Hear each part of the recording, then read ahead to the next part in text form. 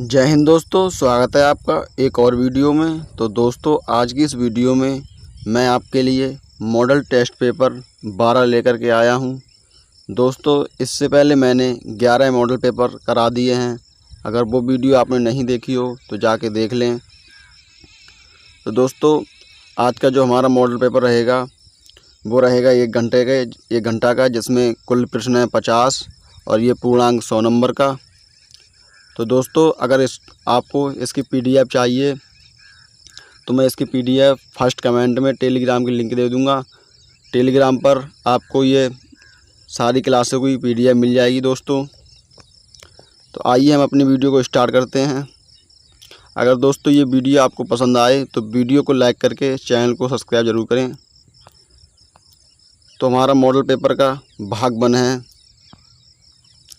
भाग वन है जिसमें है सामान्य ज्ञान। तो इसका पहला प्रश्न है, निम्नलिखित में से किस पूर्व प्रधानमंत्री को 2024 में भारत रत्न से सम्मानित किया गया? तो दोस्तों, इसका सही आंसर ऑप्शन सी हो जाएगा, पीवी नरसिम्हा राव। तो भारत रत्न भारत का सर्वोच्च नागरिक पुरस्कार है। तो दोस्तों, भारत रत्न का डिजाइन पीपल के पत्ते के समान है।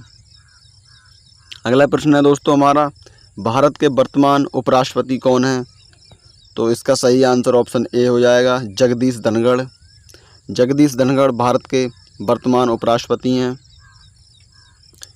तो जगदीश धनखड़ 14वें भारत के उपराष्ट्रपति जगदीप धनखड़ झुंझुनू राजस्थान के हैं दोस्तों।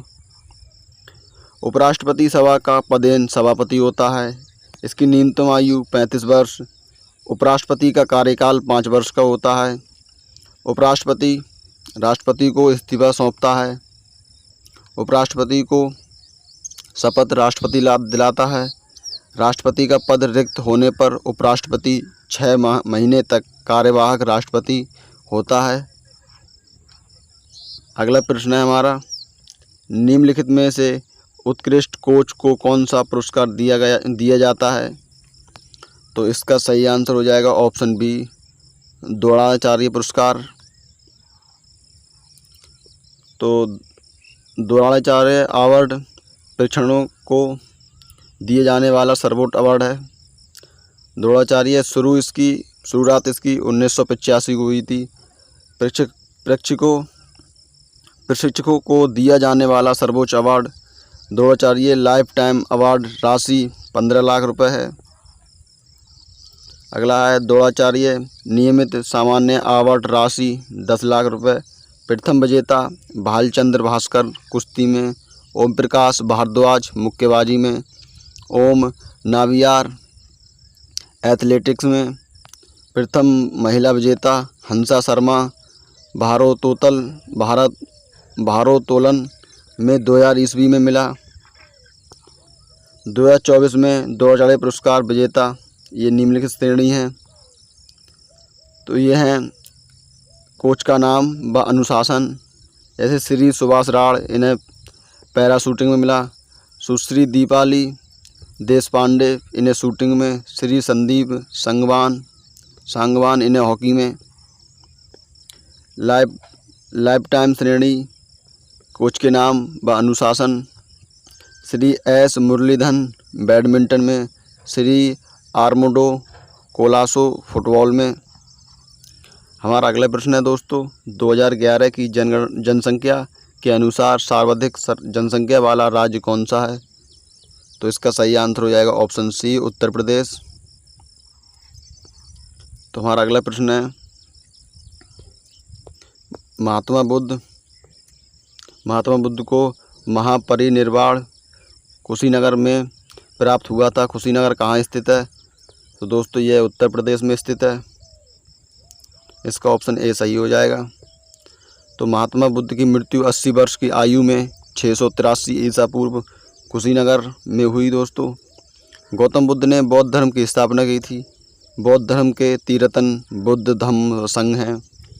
प्रारंभिक बौद्ध साहित्य पाली में लिखा गया था। बौद्ध धर्म का साहित्य त्रिपिटक कहलाता है। अगला प्रश्न है दोस्तों हमारा, निम्नलिखित में से संविधान के अनुच्छेद 12 से 35 में किसका उल्लेख है? तो इसका आंसर सही हो जाएगा ऑप्शन बी, मौलिक अधिकार। तो भारतीय संविधान के भाग 3 में अनुच्छेद 12 से 35 तक मौलिक अधिकारों का वर्णन है। अगला प्रश्न है हमारा, थल सेना दिवस कब मनाया जाता है? तो इसका सही आंसर ऑप्शन सी हो जाएगा 15 जनवरी। 15 जनवरी को थल सेना दिवस मनाया जाता है।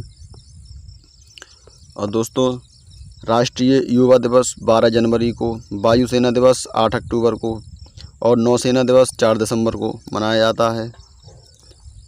अगला है विश्व योग दिवस 21 जून को, राष्ट्रीय शिक्षक दिवस 5 सितंबर, विजय दिवस 16 दिसंबर, विश्व पर्यावरण दिवस 5 जून को। अगला प्रश्न है हमारा, निम्नलिखित में से COP 28 सम्मेलन कहाँ हुआ? तो इसका सही आंसर ऑप्शन ए हो जाएगा, संयुक्त अरब अमीरात। तो COP सम्मेलन COP 28 दुबई UAE 2023 में हुआ। COP 29 बाकू अजरबैजान 2024 में हुआ। COP 30 बेलम ब्राज़ील 2025 में। हमारा अगला प्रश्न है, 2023 का साहित्य अकादमी पुरस्कार हिंदी भाषा के लिए किसे मिला? तो इसका सही आंसर हो जाएगा ऑप्शन सी, संजीव। साहित्य अकादमी पुरस्कार की शुरुआत 1954 से 55 में हुई। 2023 में हिंदी उपन्यासकार संजीव और अंग्रेजी लेखिका नीलम शरण गौड़ को प्रदान किया गया। 2024 ईस्वी में हिंदी के लिए गगन गिल और अंग्रेजी के लिए ईस्टरिन किरे को साहित्य अकादमी पुरस्कार मिला। तो हमारा अगला प्रश्न है, भारत में सबसे बड़ी रिफाइनरी कौन सी है? तो इसका सही आंसर हो जाएगा ऑप्शन बी, जामनगर। तो जामनगर रिफाइनरी गुजरात राज्य में है। जामनगर रिफाइनरी एक निजी क्षेत्र की कच्चे तेल की रिफाइनरी है जिसका स्वामित्व रिलायंस के पास है। इस रिफाइनरी को 14 जुलाई 1999 में 27 MMTPA की स्थापित क्षमता के साथ चालू किया गया था। भारत का पहला तेल शोधक कारखाना डिगबोई असम में है। 15 अगस्त 1947 को भारत के पहले प्रधानमंत्री पंडित जवाहरलाल नेहरू झंडा कहाँ फहराया था? पंडित जवाहरलाल नेहरू ने झंडा कहाँ फहराया था? तो इसका सही आंसर हो जाएगा option A, India Gate Francis Park में। तो दोस्तों, इंडिया गेट फ्रांसिस पार्क वर्तमान में प्रतिवर्ष 15 अगस्त को भारत के प्रधानमंत्री लाल किला यानी दिल्ली पर राष्ट्रीय ध्वजारोहण करते हैं। राष्ट्रीय ध्वज तिरंगा के डिजाइनकर्ता पेंगली वेंकैया हैं। राष्ट्रीय ध्वज तिरंगा को संविधान सभा ने 22 जुलाई 1947 को अपनाया था। तिरंगा की लंबाई चौड़ाई का अनुपात 3:2 है। भारत के सर्वाधिक कार्यकाल वाले प्रधानमंत्री पंडित जवाहरलाल नेहरू हैं। अगला है, स्वतंत्रता दिवस पर तिरंगा फहराने का कार्य भारत के प्रधानमंत्री करते हैं लाल किला। गणतंत्र दिवस पर ध्वजारोहण भारत के राष्ट्रपति द्वारा किया जाता है। हमारा अगला प्रश्न है, कच्छ का रण उत्सव किस राज्य में मनाया जाता है? तो इसका सही आंसर हो जाएगा ऑप्शन सी, गुजरात। तो गुजरात के उत्सव हैं मोढेरा उत्सव, उत्तरायण, नवरात्रि उत्सव। और सिक्किम के हैं लोसर, लोसुंग, सागा ढाबा। मणिपुर के हैं लाई हरोबा, संगाई, चेरिया ओबा। त्रिपुरा के हैं खर्ची पूजा उत्सव व होजागिरा गरिया पूजा। अगला है बिहार, इसमें छठ व सूर्य पूजा होती है दोस्तों। हमारा अगला प्रश्न है, सत्याग्रह आश्रम साबरमती आश्रम की स्थापना महात्मा गांधी ने 1915 में कहाँ 1915 में की थी? तो इसका सही आंसर हो जाएगा ऑप्शन ए, अहमदाबाद गुजरात में।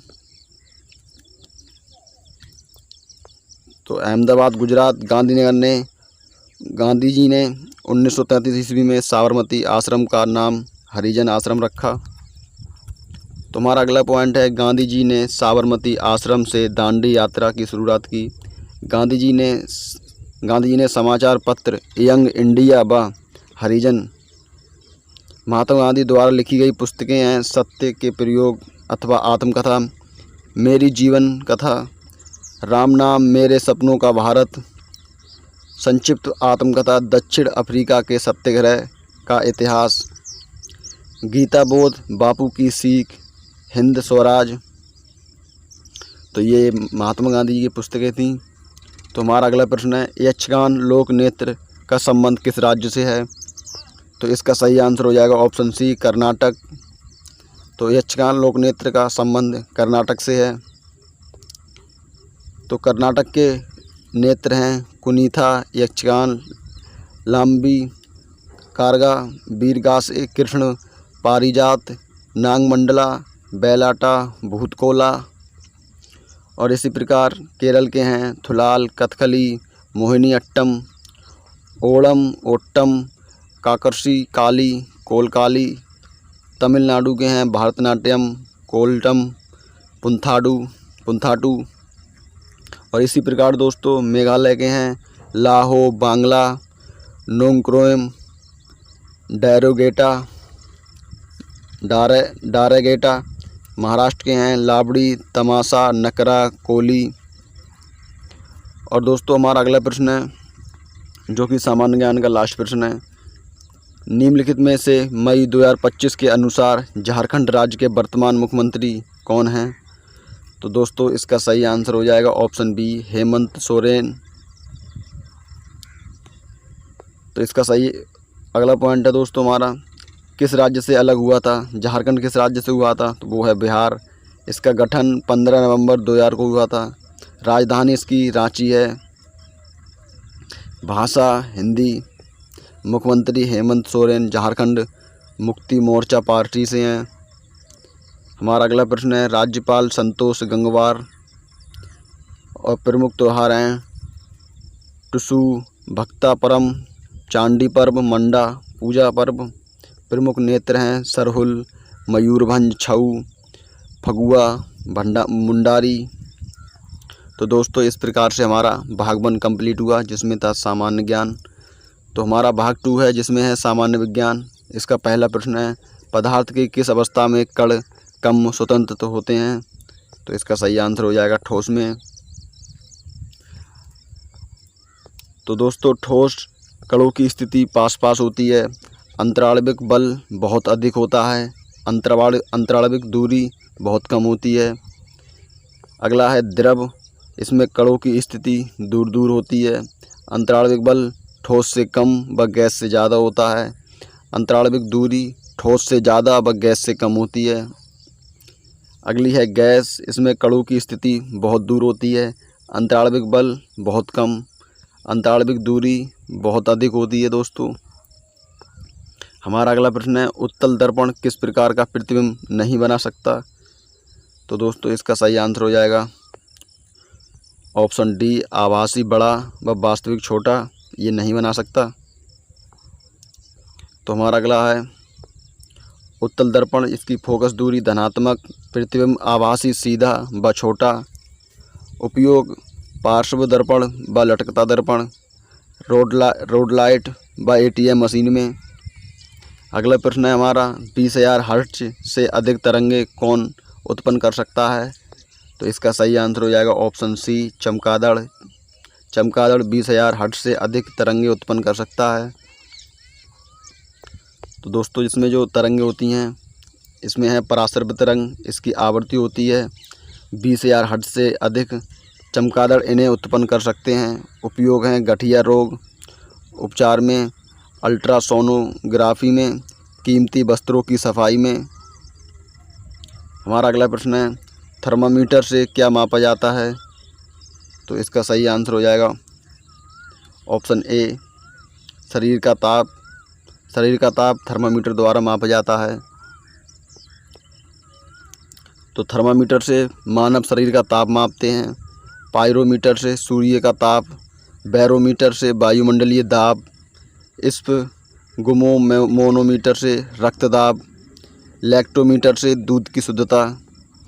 तो हमारा अगला प्रश्न है, पारा को किस में भरा जाता है?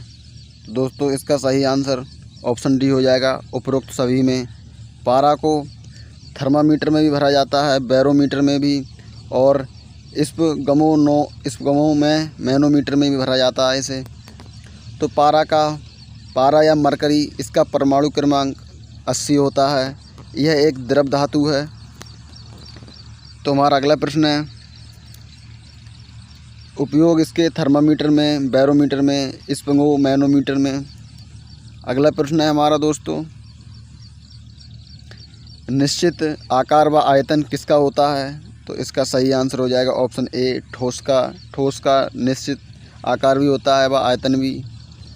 अगला है, इसमें अंतराळविक बल सबसे अधिक होता है, अंतराळविक दूरी सबसे कम होती है। अगला प्रश्न है हमारा, लोहे पर जस्ते की परत चढ़ाना क्या कहलाता है? तो इसका सही आंसर हो जाएगा ऑप्शन बी, गैल्वनीकरण।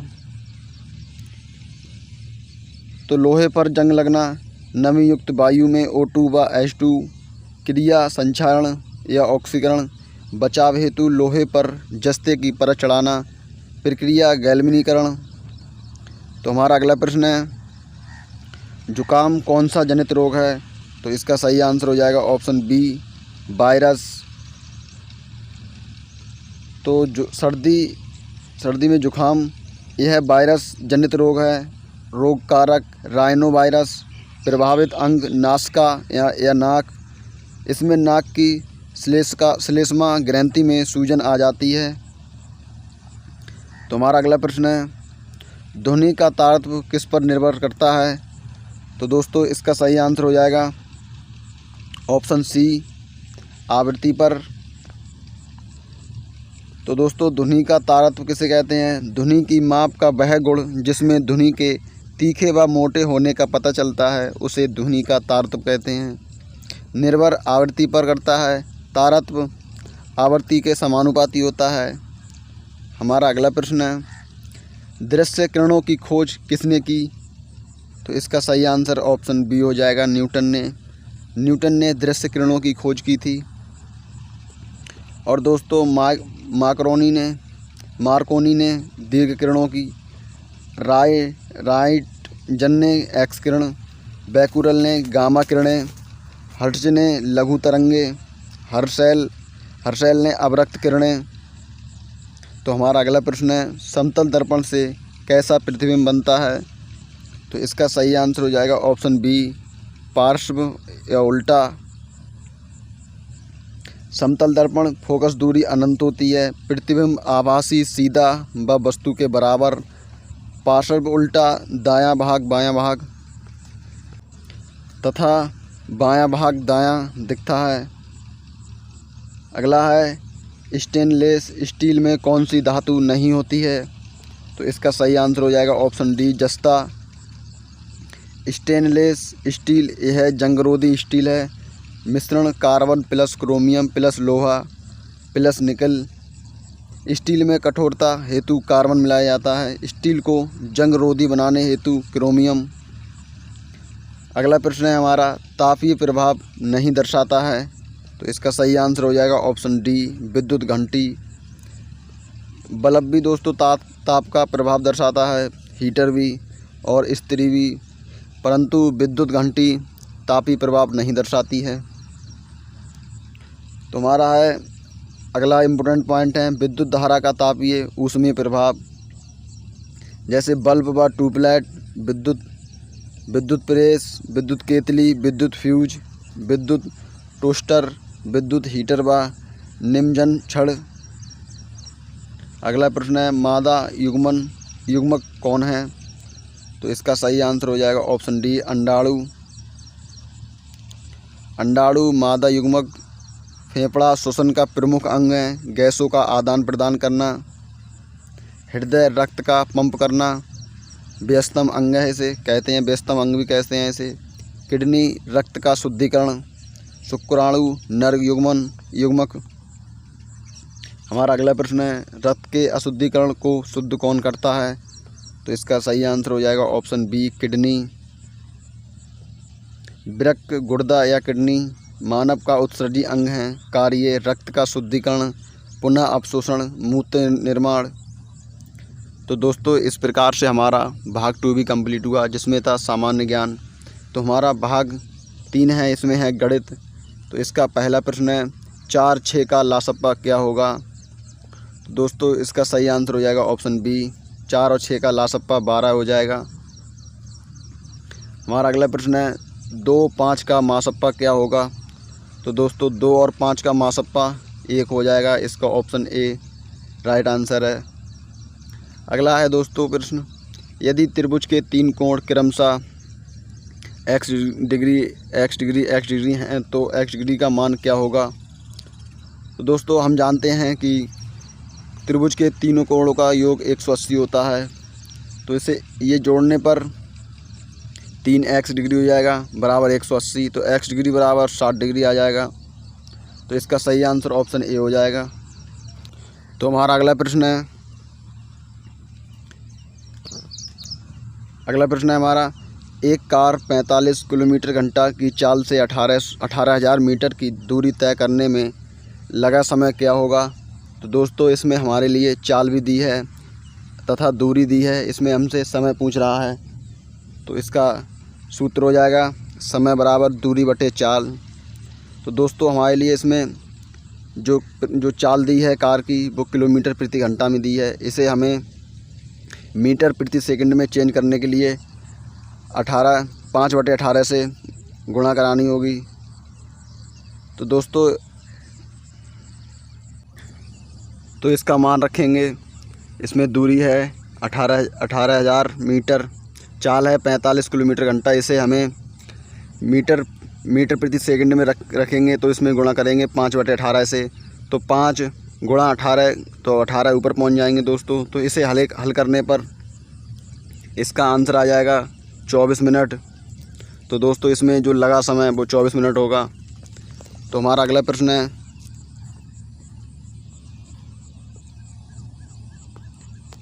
हमारा, एक पुस्तक के ढेर में ऊपर से 15वें स्थान पर एक किताब है, वही किताब नीचे से 15वें स्थान पर है, कुल पुस्तक का ढेर है। तो दोस्तों इसका सही आंसर ऑप्शन बी हो जाएगा 29।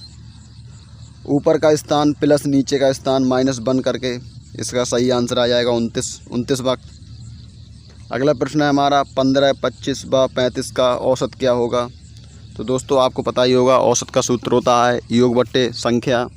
तो इसका योग हो जाएगा 75 और संख्या है 3, तो इससे काटने पर इसका सही आंसर आ जाएगा 25, जो कि ऑप्शन बी सही है। तो हमारा अगला प्रश्न है, 2 संख्या का अनुपात 9:2 है, यदि छोटी संख्या का मान 160 है तो बड़ी संख्या क्या होगी। तो दोस्तों इसका सही आंसर हो जाएगा ऑप्शन सी 720। तो दोस्तों जो हमारे लिए ए अनुपात बी है वो 9:2 है।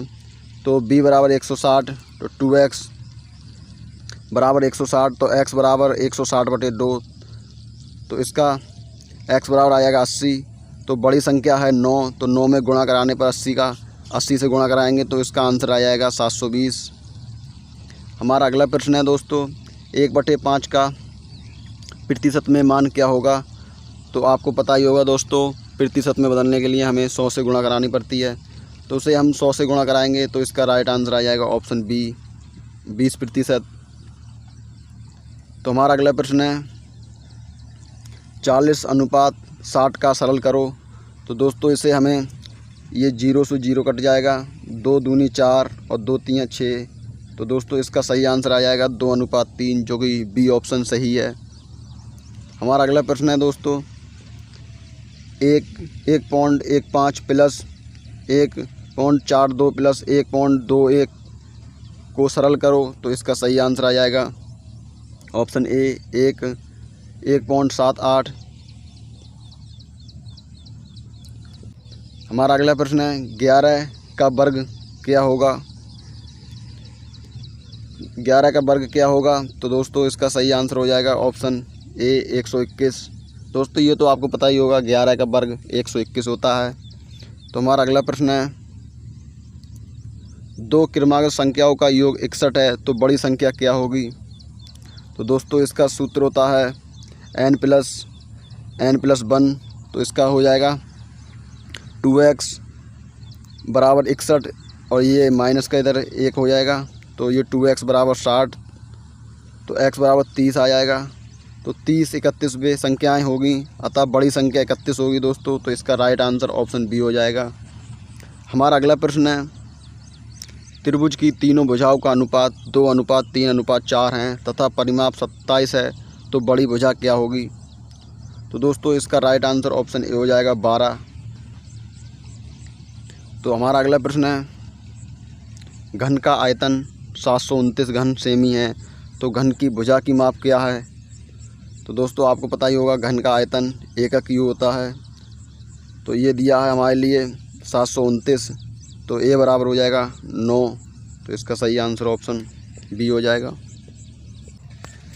तो आइए हम अपना अगला प्रश्न देखते हैं। तो हमारा अगला प्रश्न है, tan 45 का मान क्या होगा? तो दोस्तों tan 45 का मान 1 होता है, तो इसका सही आंसर हो जाए 1 हो जाएगा। तो दोस्तों इस प्रकार से हमारा भाग 3 भी कंप्लीट हुआ, जिसमें था गणित। अब हमारा अगला भाग है 4, इसमें है तर्क शक्ति। तो इसका पहला प्रश्न है, BFJN अनुपात EIMQ समानुपात DHLP अनुपात, तो अगला शब्द क्या आएगा? तो इसका सही आंसर हो जाएगा ऑप्शन डी। इसका सही आंसर ऑप्शन डी हो जाएगा, JGKOS। तो आइए दोस्तों इसका हल देखते हैं। तो दोस्तों इसमें जो BE है वो +3 करके आया है, FI है वो +3 करके।